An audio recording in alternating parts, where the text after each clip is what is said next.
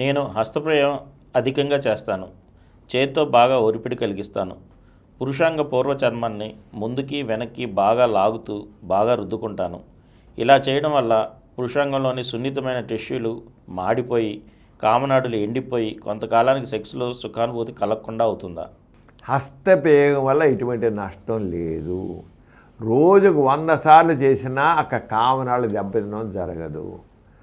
హస్తప్రయోగం వల్లే నష్టం జరిగేట్లయితే శృంగారంలో పాల్గొన్నా, అంటే సెక్స్లో పాల్గొన్నా, స్త్రీతో సెక్స్లో పాల్గొన్నా నష్టం జరగాల్సింది.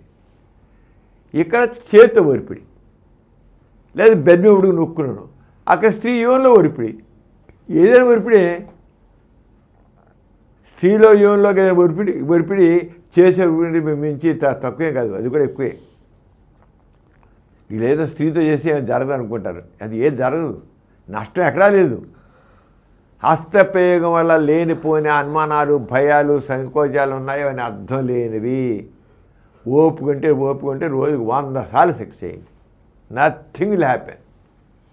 నా కామనాలు తప్ప జరగనే జరగదు. మీరు ఊహిస్తారు. మా సమాజంలో రకరకాలైన అపోహలు ఉన్నాయి. అలాంటి అపోహల్లో హస్తప్రయోగం చేయడం వల్ల నరాలు దెబ్బతింటాయి, సెక్స్ పనికి రాకుండా పోతారని ఒక ఆలోచన ఉంది. అది అపోహ తప్ప నిజం కాదు. హస్తప్రయోగం చేయడం ఏ రకంగా నరాలు దెబ్బతినవు.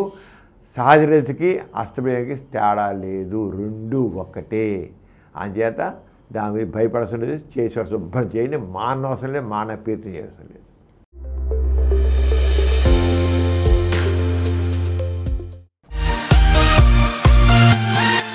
ఈ కార్యక్రమం మీకు ఎంతో నచ్చింది కదా.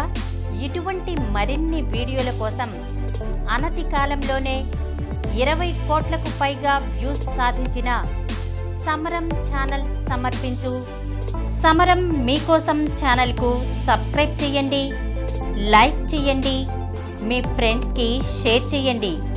అలాగే ప్రక్కనున్న గంట సింబల్ని ప్రెస్ చేయడం మర్చిపోకండి.